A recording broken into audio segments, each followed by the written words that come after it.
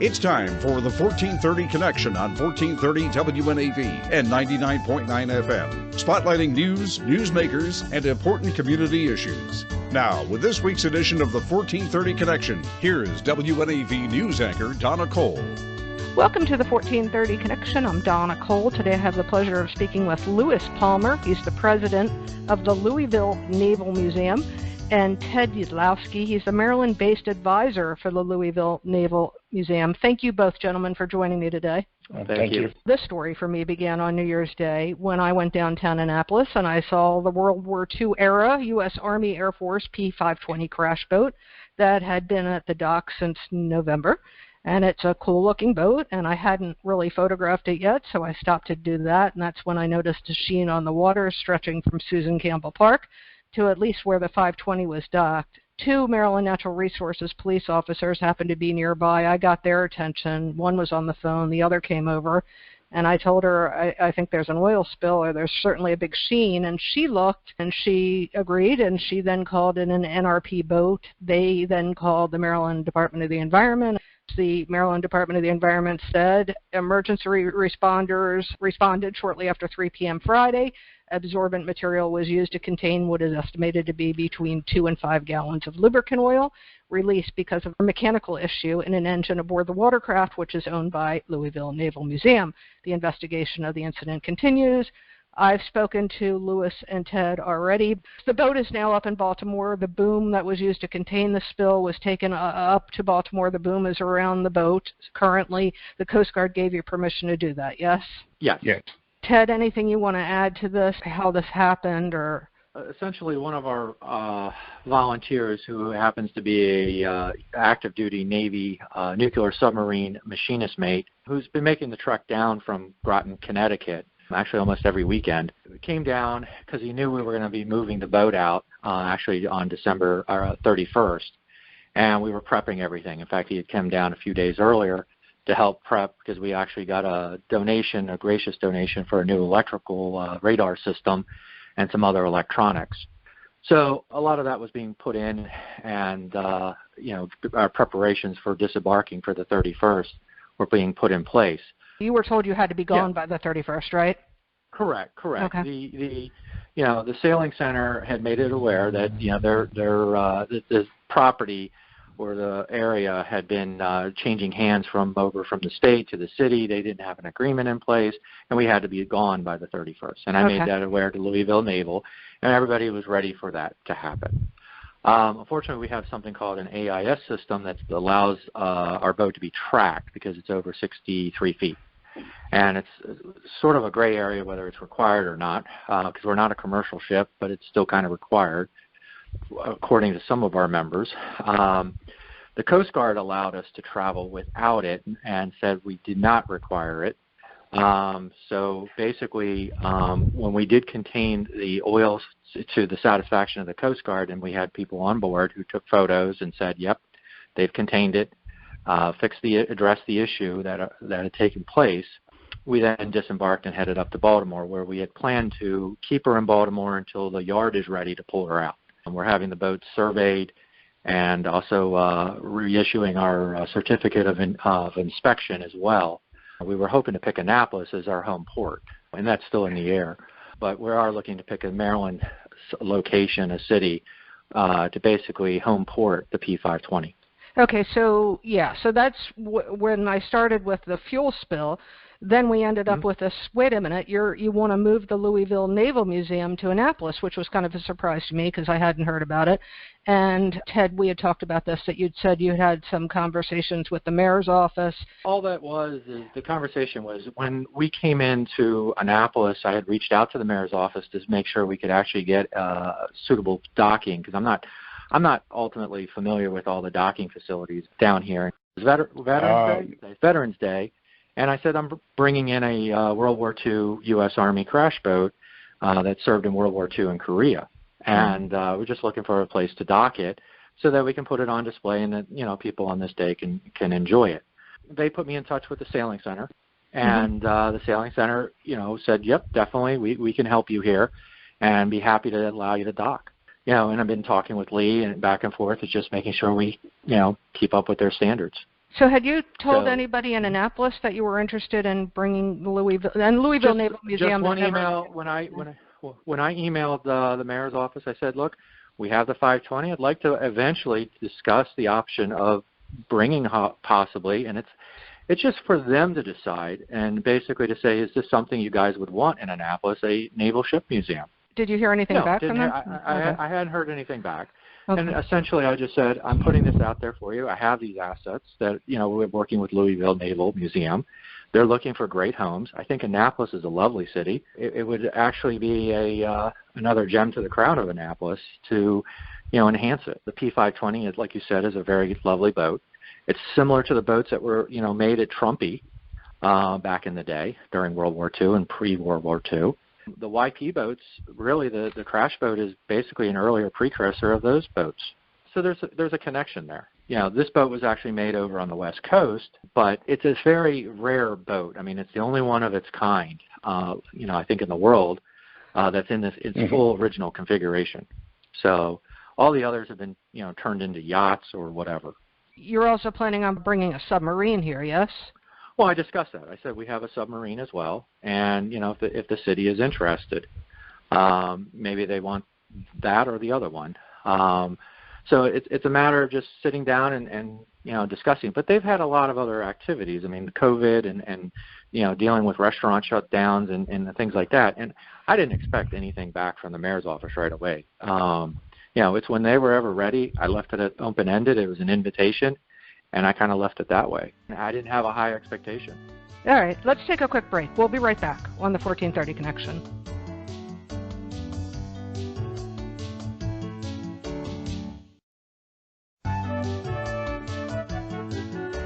Welcome back to the 1430 Connection. I'm Donna Cole, talking today to Louis Palmer, president of the Louisville Naval Museum, and Ted Yadlowsky, a Maryland-based advisor for the Louisville Naval Museum. What happened with Louisville? Because that obviously did not happen, right? Right. I'll let Ted, you want to field talk to that. You're the local, so I'll let you handle that. Between COVID hitting and then we had the Breonna Taylor incident, the city took a kind of a dark turn with violence and protesting, and the city kind of went in a different direction. Waterfront down there is very precious, and they kind of went into a holding pattern, not knowing what everything's going to look like after COVID, after Breonna Taylor. So it just came to our realization that Louisville was kind of struggling. They've got some economic things that have popped up with a new mayor and governor. So we started looking at other options because we had these assets that need homes, and Louisville just wasn't coming together to fill that. So that's when we spoke with Ted, and he we had a few locations. We still do a few locations to possibly take these things to. So it wasn't an act of desperation. We have to be in Annapolis. It's just out of all the options, Annapolis looked the most just gracious. It's a beautiful city. It is a beautiful city. I don't disagree with you there. Kind of how we got to that. How we got to that point. So the submarine that we're talking about is the USS Ling, which is currently in Hackensack, New Jersey, and that's had a bunch of controversies around it, including a court case that it's a whole mess there with not related to you guys. But the press release that I saw in recent history, and I don't know when you all put this out, the Louisville Naval Museum and crew of the USS Ling are proud to announce that an agreement has been reached with Iron State Development Company regarding the future home of the USS Ling. Her new home after a trip to Cadell Dry Dock and Repair Company in Staten Island will be Pier 13 in Hoboken, New Jersey. Pier 13 is a lively waterfront venue featuring food, drinks, and fun. Is that off the table now? Yeah. The problem was one of the old group that we are bringing the submarine over from. He's 100 years old. He's a veteran. Served on those boats. We kind of look at the Ling like it's his boat because he volunteered on her since she was brought to Hackensack. Somebody had mentioned Hoboken to him as an option, and he got excited and did a radio interview. And one of our volunteers put that press release together as an option, and I have no idea how it got released. It was taken down as soon as I saw it because it's not official and it's not an option. It was just somebody's eager eager hope to keep the submarine in New Jersey. And sadly, the climate in New Jersey is just not set up for it. There's either too many museums there already. You've got the USS New Jersey that's actually shut down, and some other ones. So Hoboken, I've never even been to Hoboken, so I don't want to speak to what's there. But it was just an early on flushed out idea. And like I said, somebody got creative in Photoshop or whatever and created a flyer that somebody then released, I don't know, as a joke or bad taste. If you want to know how I got it, which might explain some of this. This is going to take us to our next question. There was and I'm going to be very careful in the wording with this, there was what's called a notice of claim of lien filed on the boat for $92,923.22 by the Kentucky-based Maritime Pastoral Training Foundation of Paducah, Kentucky. The Coast Guard has a disclaimer of this kind of claim of lien that states neither the filing of a notice of claim of lien nor the acceptance by the Coast Guard of such a notice is a guarantee that the claim is valid or enforceable. Is that correct, Ted? That is correct. It's not enforceable. We've been to the Coast Guard about it and discussed it with them. And where I've hired an attorney, I'll let Ted speak because he's not under an attorney situation, so right. I'll let him field most of this. Thank you. So Ted, hold on one second. Yeah. I just wanted to tell you, where did I get the press release from? Do you want to know where it came from, or do you have a guess? It came from the Kentucky-based Maritime Pastoral Training Foundation of Paducah, Kentucky, and it was not solicited by me. They sent it to WNAV. Basically, there's a disagreement of what happened and occurred, and they, basically their group had reached out to Louisville to essentially for assistance and offered to pay flights and hotels for their people, their experts, because they saw how the success was happening with the USS Ling. And basically they agreed, and they went out to California, and they got on their boat, which is, I believe, the PTF-26, and they tried to assist them to get it down to Mexico so it could be loaded up on a ship to be carried across the Panama Canal to Florida and be unloaded. Sadly, though, their ship was in such disrepair and not running state that they could not even make it out of I don't think they made it very far out of the marina. And they just said, look, the boat is not safe. It can never make this kind of trip to Mexico. They were in a bind because they had paid the shipping company $80-some thousand to ship a vessel. It was non-refundable. They knew that Louisville had the P-520, which had been donated to them by Cindy Treader, who was the surviving daughter, who, at the time owned the boat. And basically, essentially they said, look, we're going to give you our spot and donate it to you because it's not refundable. They weren't going to get that back. The boat was shipped. It was unloaded in Florida, and then essentially they were told, okay, we're going to do you a favor. We'll pay you $1. We'll give you guys $1 for the P-520, and you don't have to pay the $80,000 back. It was just, actually I think they ran it up to $90,000 or something. Right. It's a disagreement of what it was. I just know Louisville does not have a contract with the Maritime Group over this issue. It was all verbal, and they have the option to take it to court and I guess have their day in court. But as far as it is, there is no lien. That's the only thing I want to make clear is there's definitely no lien. The Annapolis Waterfront and Sailing Center had indicated to me, Lee Tawney had indicated to me that your insurance had ran out on December 10th. We've been over this once already. There is a certificate of insurance that actually I have that shows coverage from April 2020 to April 2021. So the hope is now to get the boat fixed. It's up in Baltimore. Is there money to do this? You had posted a GoFundMe while you were in Annapolis. It says the P-520 takes a great deal to operate and maintain. If you enjoy seeing this rare piece of history in Annapolis, please consider supporting our efforts. Is there money currently to maintain this boat and the Ling? Yes. The GoFundMe was actually started when the boat was unloaded in West Palm. I updated it to say Annapolis once we got to Annapolis. But the GoFundMe's been active since we unloaded. And every museum out there runs GoFundMe campaigns to offset some costs, for their upkeep. Right.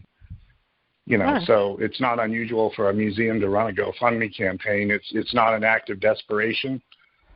We have maintainable resources, several donors that, keep these things moving ahead. The Ling, for example, is floating now because of donations and because of donors and stuff.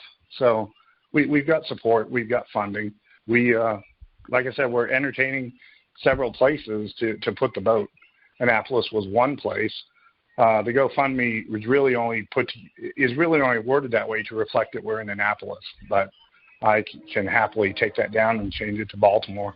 Let's take another quick break. We'll be right back on the 1430 Connection.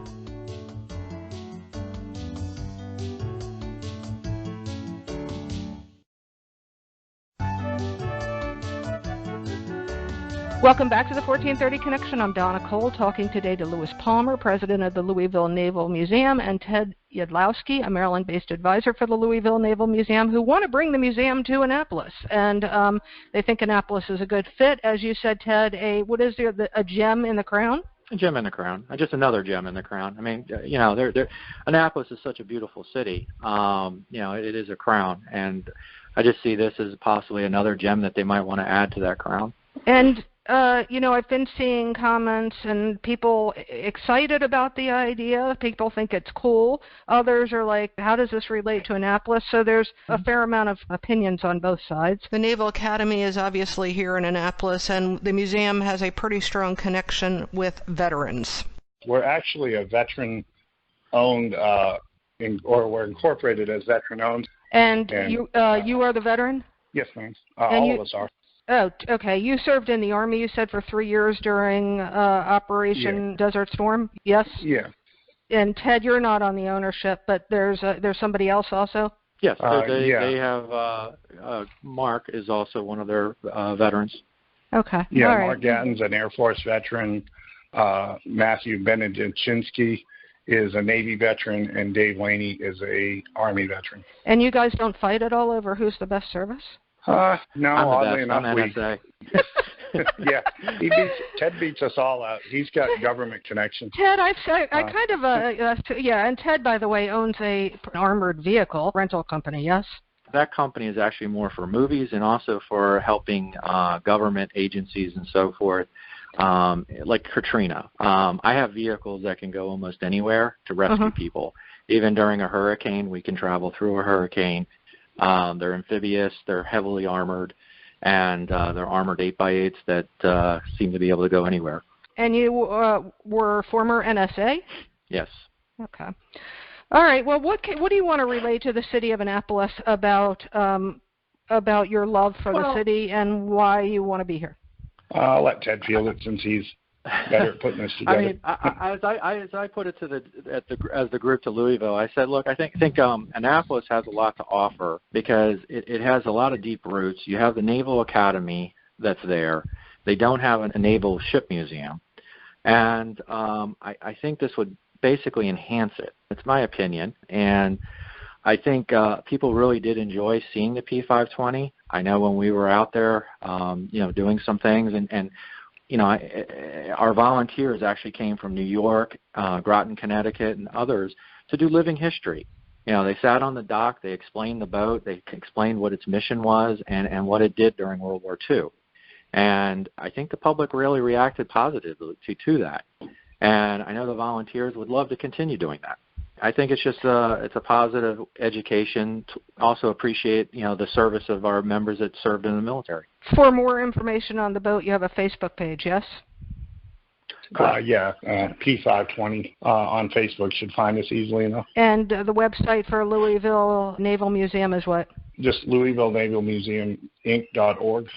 All right. Well, I appreciate your time today, gentlemen. Thank you. That. We appreciate the opportunity. This is Donna Cole, and this is the 1430 Connection. We will see you next week.